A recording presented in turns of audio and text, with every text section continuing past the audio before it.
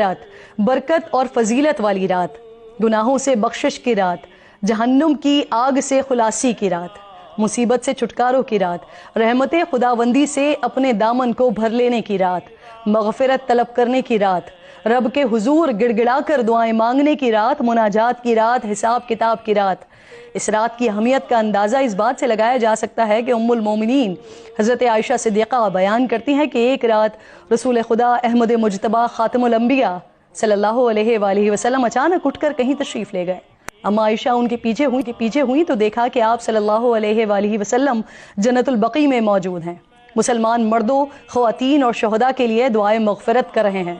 جس پر وہ واپس آ گئیں۔ رسول خدا گھر تشریف لائے تو اما عائشہ نے تمام صورتحال بیان فرمائی، جس پر آپ صلی اللہ علیہ وآلہ وسلم نے فرمایا کہ ابھی جبرائیل میرے پاس آئے اور فرمایا کہ آج شعبان المعظم کی 15ویں رات ہے،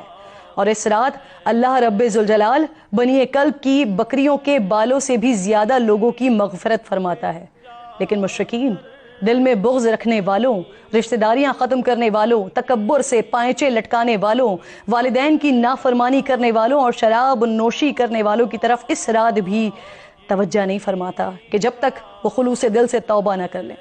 حضرت عائشہ صدیقہ رضی اللہ تعالیٰ عنہ فرماتی ہیں کہ اس کے بعد حضور اکرم صلی اللہ علیہ وآلہ وسلم نماز کے لیے کھڑے ہو گئے اور انہوں نے دعا فرمائی کہ اے اللہ، میں تیرے عفو کے ساتھ تیرے عذاب سے پناہ چاہتا ہوں، تیری رضا کے ساتھ تیرے غضب سے پناہ چاہتا ہوں،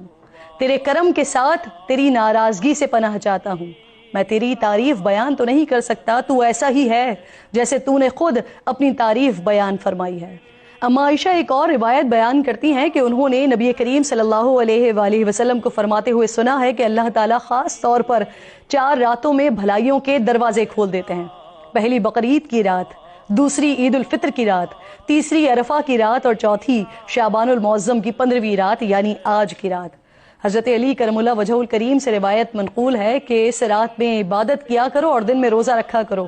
اس رات سورج غروب ہوتے ہی اللہ رب ذوالجلال اپنے بندوں کی طرف متوجہ ہوتے ہیں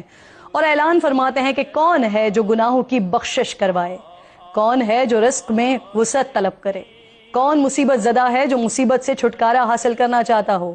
علماء کرام کی رائے میں اس رات میں 3 کام کیے جائیں۔ پہلا، قبرستان جا کر مردوں کے ایصال ثواب اور مغفرت کی دعا کی جائے۔ دوسرا، تنہائی میں نوافل ذکر و اذکار اور تلاوت کلام پاک کی جائے، اور تیسرا، دن میں روزہ رکھا جائے۔ یعنی دنیا کی تیزی اور رنگینی میں ہم ڈوبے رہتے ہیں، وہاں ایسی راتیں ہمیں کچھ ٹھہراؤ فراہم کرتی ہیں، خدا اور بندے کے تعلق کا احساس دلاتی ہیں۔ آج کی رات دنیا کے تمام مظلومین کو یاد رکھیں، فلسطینی بہن بھائیوں کو ضرور یاد رکھیں، کشمیر کو یاد رکھیں، پاکستان کو یاد رکھیں۔ ایک ہوں مسلم حرم کی پاسبانی کے لیے نیل کے ساحل سے لے کر تا